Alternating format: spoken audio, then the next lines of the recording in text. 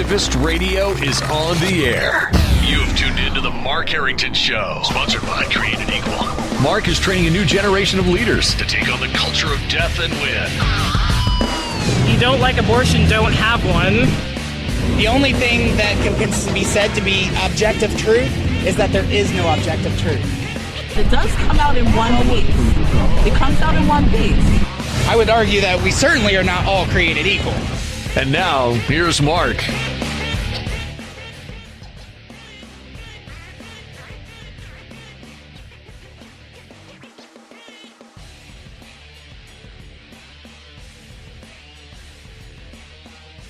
You're a radio activist here on the Mark Harrington Show, the voice of resistance.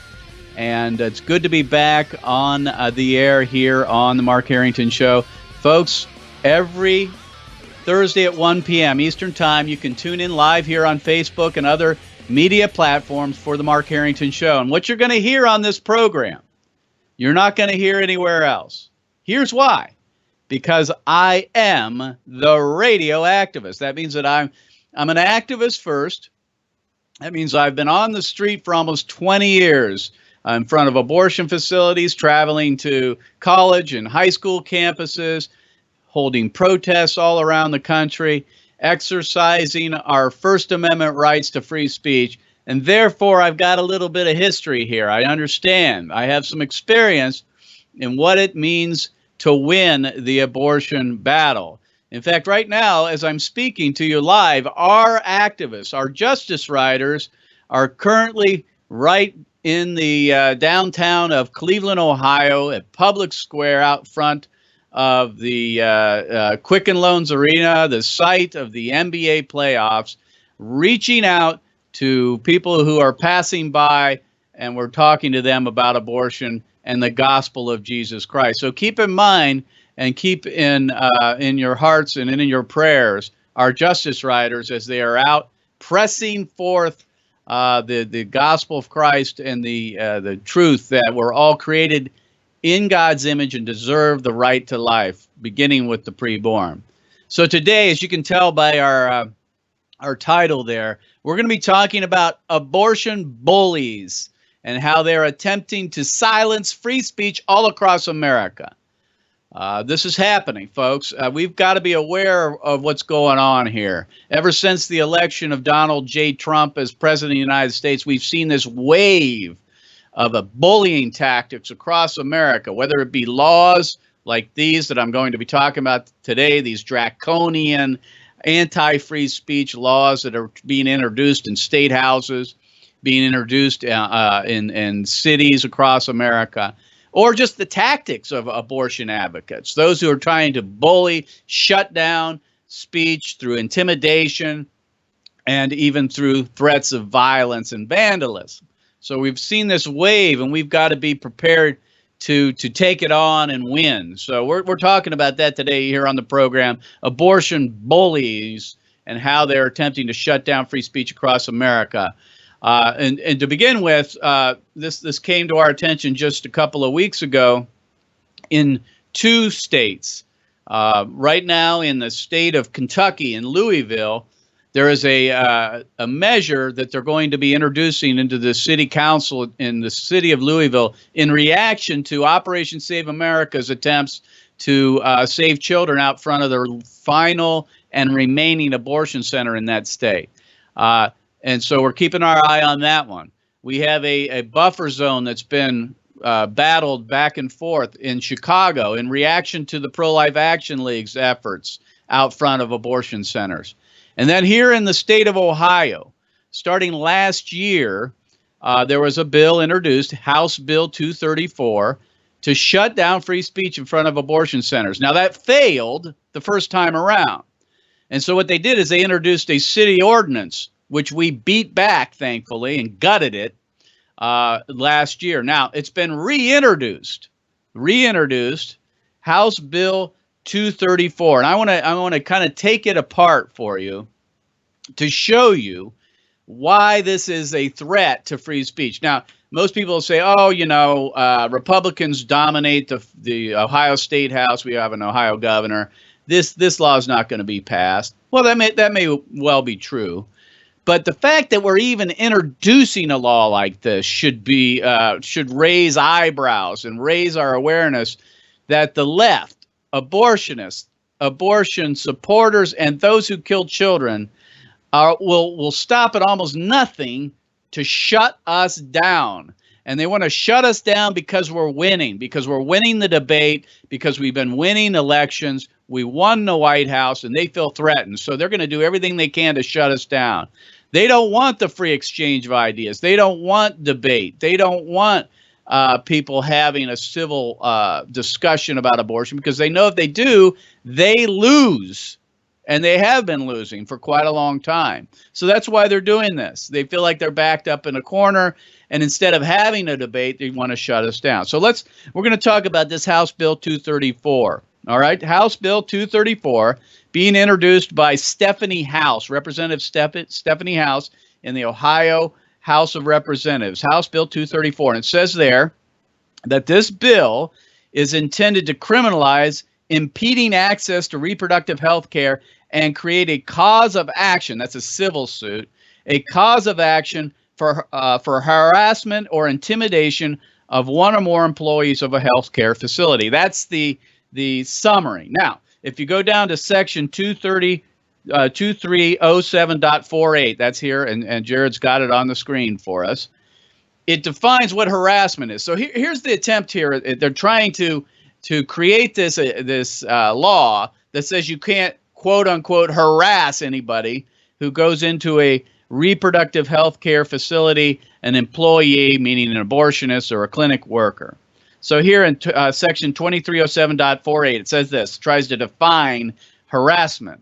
Harassment means a knowing or willful course of conduct that is directed at one or more employees of a healthcare facility.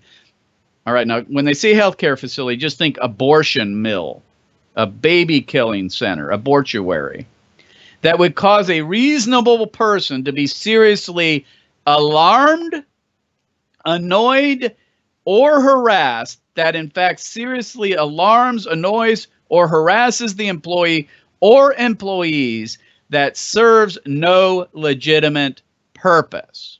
Okay? So here we have it.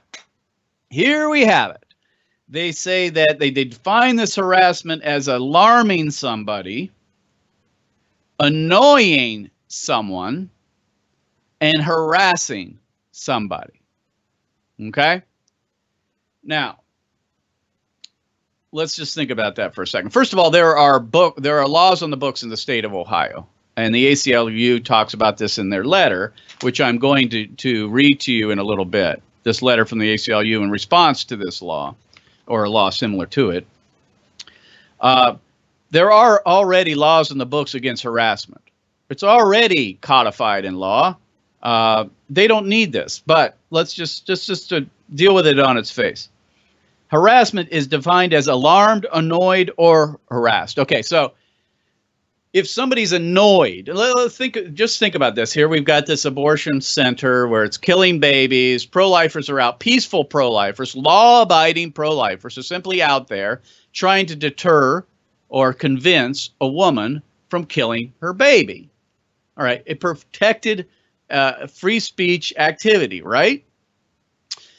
This law says that if you're annoyed, if that woman who goes in, or the employee or the abortionist feels annoyed, irritated or alarmed, that they can file suit, a civil suit, against the peaceful pro-lifer. Now, just think about that. We got to understand something. I mean, we have an entire generation of Americans don't understand the First Amendment. I mean, the First Amendment is intended to protect annoying and disturbing, and even, I would say, maybe even alarming speech. You don't need a First Amendment to protect politically correct popular speech. That's not what the founders had in mind. The whole purpose of the First Amendment is to protect the kind of speech that people don't like. So the idea that we can define harassment as annoying somebody, or possibly alarming or irritating a person, or inconveniencing them, is just antithetical to the First Amendment on its face, right? And one man's annoyance is going to be another man's free speech. Now, if I say, don't kill your baby, or to the abortionist, you need to stop what you're doing, stop killing children, find another means of earning a living. There's things you can do. We will do things to help you, et cetera, to get out of this business that you're in, so-called. That could be considered annoying speech. And then that person who projects that speech, who talks that way to an abortionist or an employee of an abortion facility, can be sued in a civil suit, according to this law. So that's number one. It defines harassment as including someone being annoyed. All right? Number two, the second part of this law in the 2307.481, it talks about concealing the identity of the plaintiff. All right? In other words, the person filing suit for being annoyed or being so-called alarmed or harassed can do this under a John Doe.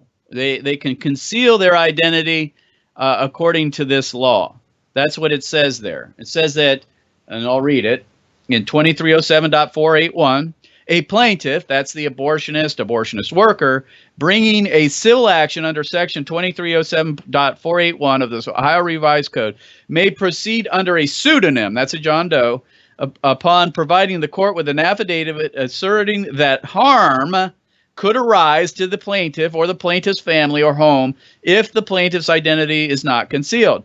The plaintiff shall be entitled to a presumption from the court that the identification of the plaintiff posed a risk of retaliatory physical or mental harm to the plaintiff and to innocent non-parties. Now, what's interesting about this is, I on the face of it, I mean, obviously there are laws on the books that will protect the plaintiff in certain cases because of retaliation for bringing forth a civil lawsuit. We get that, and in some cases it makes sense. In this, it doesn't at all. I mean, think about this. It says in retaliation for physical or mental harm. Mental harm. What does mental harm mean? So the person's like, oh, I felt bad that day. It made me feel bad about baby killing. I couldn't sleep at night because of what this person said. It really irritated me. It inconvenienced me. It caused me mental harm. Therefore, I'm going to mask, or the law allows us to mask, or allows them to mask the person's identity. Listen, we've had to bring actions against individuals who have attacked us, not just said bad things to us, not just inconvenienced us, not just annoyed us or harassed us or alarmed us. That happens all the time to us. I mean, it's happening today. I guarantee you, our young justice writers in Public Square in Cleveland, Ohio right now are dealing with all of this. They're being harassed, they're being alarmed, they're being annoyed and all that stuff by abortion advocates. We don't run to court and try to bring a civil lawsuit against those who are exercising their free speech. I mean, seriously, folks, get a spine here. If you can't take it, then don't do what you're doing. Right? Bottom line. We get attacked all the time. We've brought, we've prosecuted those folks who attack us physically only. If someone says something mean, we're not going to do anything about that. I mean, we'll ask them to be kind and not be mean or whatever. But when someone attacks us, we take them to court. And we've had those people, because when we take them to court, we have to let the public know, because of the forms and stuff, the action that we fill out. We have to let people know who we are. So you have to put your name, address, phone number, and so forth, email, and that's public record. That's public record. And we've had people show up at our doorsteps. Those who are, the defendant in the case, have shown up at our homes and threatened us, telling us, well, we know where you live now, and that kind of thing. So we get it, but we don't run to court and say, oh, we're not going to let people know who we are.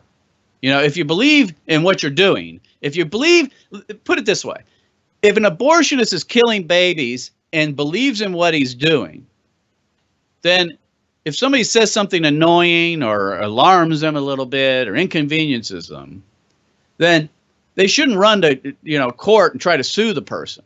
They should feel proud about what they're doing. They should be willing to defend it rhetorically or what have you. The bottom line is they know, and most people know, what they're doing is evil. It's wrong. They're murdering children. And, it's wouldn't be hard to believe that this might be something you might not be proud of. They should be outed for what they do. I've said this before. By the way, this bill here, this HB 234, this Ohio bill, is in direct response to Created Equal. This is criminalizing Created Equal and other groups, but primarily targeted at us. Here's why. Because we out abortionists. We expose abortionists. We tell the world who these people are in order to get them to quit, to bring shame upon them. I have no qualms in doing that. A person that kills babies for a living should be known for what they do. And so we have no problem with telling the neighborhood or the community who these people are. It's like having a mass murderer living in your neighborhood. Wouldn't you want to know who they are? Think about that. We get the postcards in the mail from the government when a pedophile moves into our neighborhood. It has their name, has their age, it has where they live, it has all that stuff. We don't mask that. We don't hide that. We don't give them a pseudonym or a John Doe. No, they're exposed because the neighbors should know who this person is. And therefore, it's true with abortionists, and I would also say abortionist workers or enablers to abortion.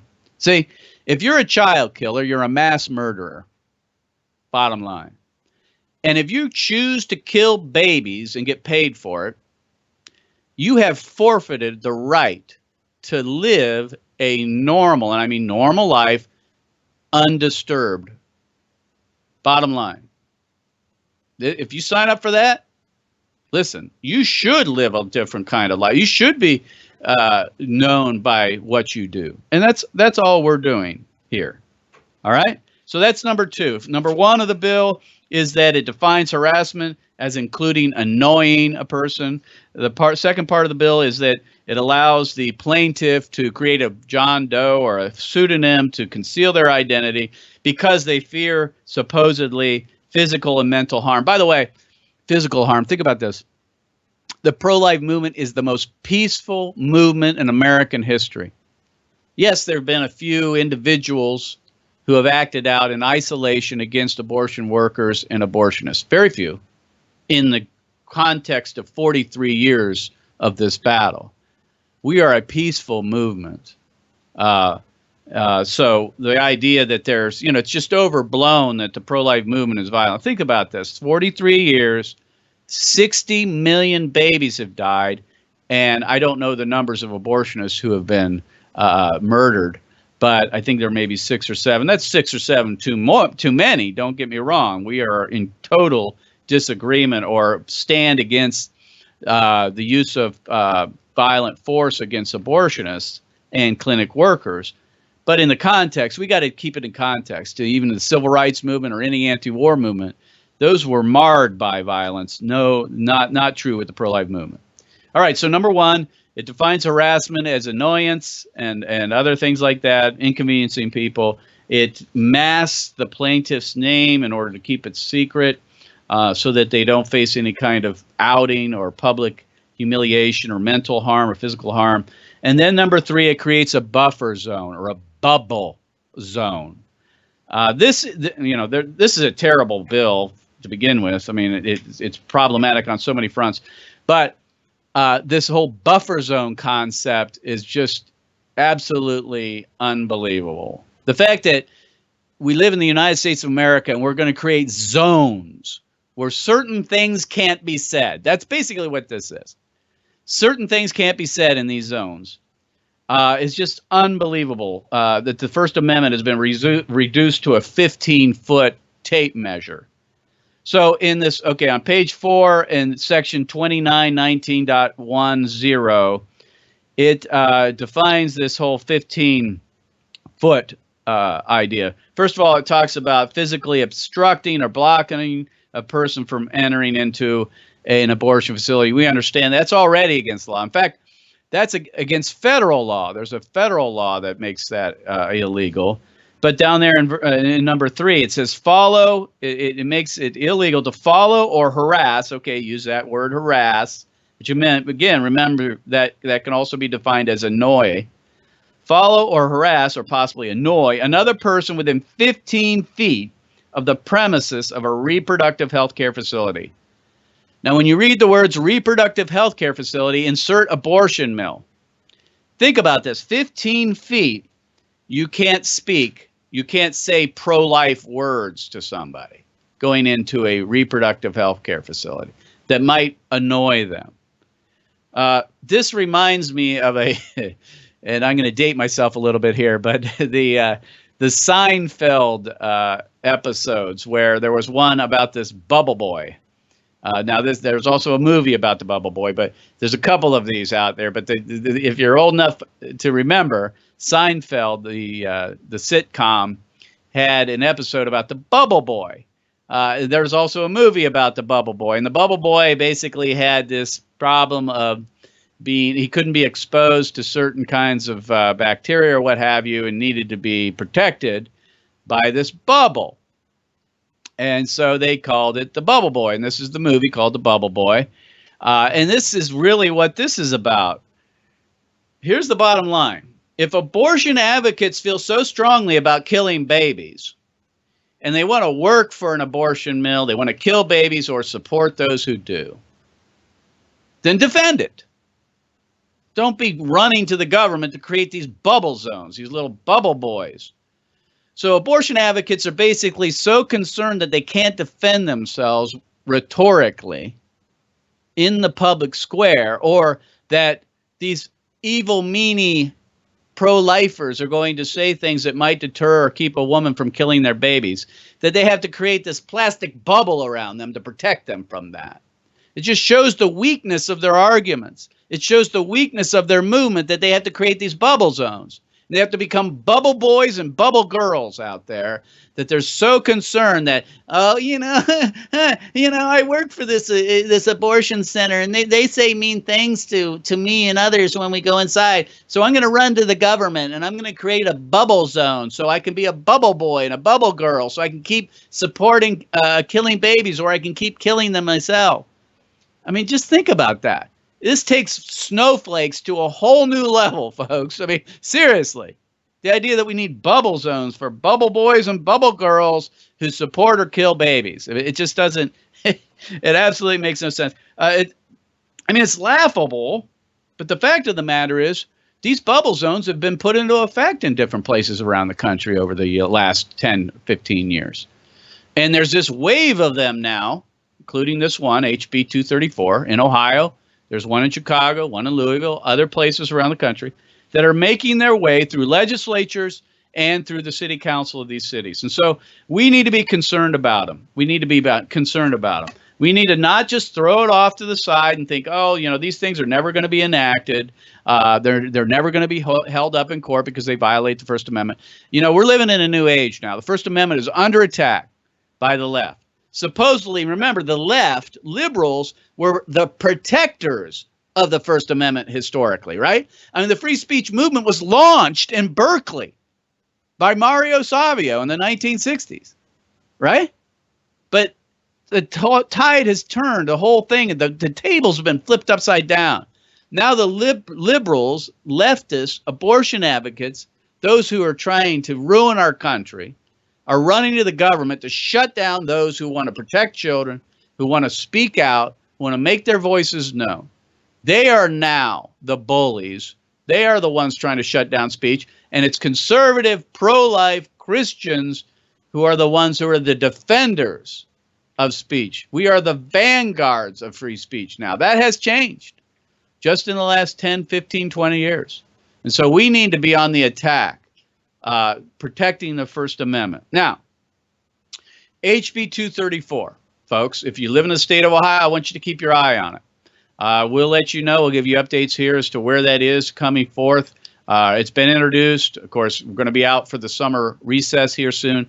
But in the fall, likely, it may get a hearing. If it does, we'll let you know. We'll be down there in force defending the First Amendment and our rights to free speech. Now, it's interesting in this. We have a couple of, I guess it would be strange bedfellows, if you will, in regards to this law. The ACLU, American Civil Liberties Union, okay, who supports abortion, without restriction, has run to our side. And I say our side, they are, at least in this case, being objective. They're not being biased and saying that this law makes sense. And there was a letter written. Now, this letter was written by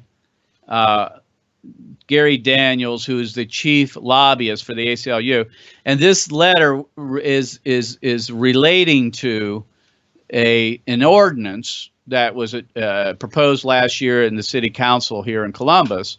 But that ordinance is almost identical to this House Bill 234. So what I'm going to do here is I'm going to take this letter and I'm going to read different portions of it, and I'm going to relate it to a House Bill 234. Okay? Now, here's what this letter does, and I'm not going to go through the whole thing for you, but there's a couple of points that the ACLU makes in regard to the fact that they believe that this law is completely unconstitutional, it's redundant and unnecessary. First of all, they say this, quote, "This proposed ordinance is not only redundant, but includes serious free speech implications," unquote. That is the ACLU speaking right there. Number two, "We question the wisdom and ultimate constitutionality of prosecuting those who alarm or annoy or inconvenience another of those entering an abortion facility." Number three, "We question the wisdom." Almost all speech has the potential to annoy, alarm, and inconvenience. That's just what I just brought that up. I mean, the whole essence of the First Amendment is to protect annoying speech, disturbing speech. And they're saying that almost all speech has potential to annoy, alarm, or inconvenience. True, but this is coming from the ACLU. Think about that for a minute. They're actually defending the First Amendment when it comes to the pro-life movement. Number four, we reject the concept that speech should or could be criminalized because it annoys someone. See, they've zeroed in on this whole thing of annoying. The fact that this law criminalizes annoying pro-life speech. Number five, establishing a precedent that mere words directed at a person can and will result in prosecution is antithetical to the First Amendment right to free speech.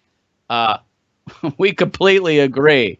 Mere words are being criminalized in this law. Words. And pro-life words, specifically. And then finally, number six, in this letter, they outline and they say this: "A 15-foot buffer zone will undoubtedly restrict the free speech rights of those sidewalk counselors." Now, it's interesting they actually use that term because that's something the pro-life movement uses, but abortion advocates never do. But they say this, that it will undoubtedly restrict the free speech rights of those sidewalk counselors who wish to deliver one-on-one but peaceful and non-physical pleas to those entering reproductive health care centers. Yeah, that's exactly right. A 15-foot buffer zone is going to be created to prevent those sidewalk counselors who are, they say, peaceful and non-physical. That's what this law would do. Now, abortion advocates throw out this number that there's been a 170% increase in calls to the police and complaints to the police department in regards to this kind of activity outside of abortion centers across America. Now, I don't know if that's true. I'm sure it's made up. But anybody could call the police and say, hey, I feel annoyed and intimidated and harassed, and they make a complaint. So who knows where this number comes from? They don't cite it, of course. But here's the bottom line. If this stuff is happening at abortion facilities here in the state of Ohio, at the numbers that they say they are, 170% increase, then where are all the arrests? Where are the cases? Where are the suits? Where are the people being found guilty of this kind of stuff? The fact of the matter is, I can't find any arrests outside of these abortion facilities for anything that would violate this law. Anywhere. So the ACLU, in their letter to the city council here in Columbus, which basically outlines their disagreements to the city ordinance that was attempted to be passed last summer here in Columbus, which looks identical to this HB 234. They object to it based on the fact that it's redundant, it's unnecessary, it's redundant. In other words, harassment is already well defined within the Ohio Revised Code. There's no need to, restate it. Number one. Number two, there's no need, or actually it's against the First Amendment to create these 15-foot buffer zones. So the ACLU, I would hope, is going to come out against this HB 234, just as it did the city ordinance that was attempted to be passed here in Columbus. But not only does the ACLU disagree with this law, which is enough, but the Columbus Police Department last year said that they can't enforce it, which makes sense. How do they enforce this 15-foot buffer zone? How do they? What are they going to do? Have somebody out there every day just listening to everybody that says something to an employee or an abortionist going into an abortion facility to make sure that, that might be annoying. Let's go ahead. We're gonna bring action against that person, or this person can bring action against them and file a civil lawsuit. It's impossible to enforce. That's what these bubble zones do. Now, in order to demonstrate how ridiculous these 15-foot buffer zones are, these bubble zones, to protect bubble boy and bubble girl who work at abortion facilities, whether they be employees, staff, or abortionists, to demonstrate how absolutely ridiculous and unenforceable these laws are, I want to play a video clip. And in this video clip, I'll also show that it actually endangers pro-life, peaceful pro-life sidewalk counselors by putting them in the street in many cases. This video was shot last summer at Planned Parenthood. And Planned Parenthood is one of these facilities that would be so-called protected by the HB 234, this bubble zone law that would protect bubble boy and bubble girl. And this location in Columbus on Main Street would put abortion or pro-life advocates out into the street in physical harm to the traffic. At our two abortion facilities in Columbus, that would be the case. We would actually have to be out into the street trying to speak to men and women who work at these abortion facilities. Now, we're going to play this video, and you will just see on its face how absolutely ridiculous this is, these bubble zones, and how it actually imperils pro-life advocates by putting them into the street. This is what we've been relegated to in America if you're a pro-life advocate who wants to save children. Go ahead and play that video clip. Now, I hope you noticed something. Where is that line drawn? It's in the street. That line's in the street. So here we have the city of Columbus saying we're going to put a buffer zone that won't let you inside this 15-foot buffer to utter pro-life speech. But you can do it outside that 15-foot buffer, which puts you in the street, folks. This is where the Columbus City Council, the City Council of Columbus, the city government of Columbus wants us to stand now. In the street. You get it? This is where I can stand now, according to this ordinance. I'd like everyone to come out here. This is where we're supposed to stand. See that? This is where I'm supposed to stand. This is where we're supposed to stand. I want people to notice this. This is what the city wants to do. They want to put us outside the public sidewalk into the street now. That's where we're going to supposedly speak. It's utterly ridiculous. It's unenforceable. What are we going to do? Officer, are you going to have a tape measure every time we talk to somebody? Is that what's going to happen here? Oh, he wants us out of the street now. Oh, isn't that No, interesting? we want to respect the 15 feet. We're respecting the law that's going to be passed on. This my is way. what you want for us. You just get out of the street. You're putting us in the back of the bus, sir. See that? They want us to stay outside the 15 feet, but then when we do, they tell us we can't do that. They want us to leave. Isn't that something? I mean, it's just, I don't know if there's any better way to demonstrate how utterly ridiculous and unconstitutional this HB 234 is, and for that matter, almost any bubble zone law that's being introduced around the country. Here in our own city, we'll be forced to stand in the street. And as I've said before, 15 feet. Okay, so you got 15 feet, and within that 15 feet, if you utter pro-life speech, and they're singling out pro-life speech, and that's why this is utterly unconstitutional, because it's based on content. It's content-based discrimination. If you utter pro-life speech, like do not kill your baby, or you shouldn't be working at this facility that kills babies, stop killing children, and that might alarm or annoy somebody, you can be held liable, and a civil lawsuit can be brought against you. But if you're outside that 15 feet, supposedly you can say anything you wish. It's just so antithetical to the idea of the First Amendment. Keep in mind, the entire country is a free speech zone.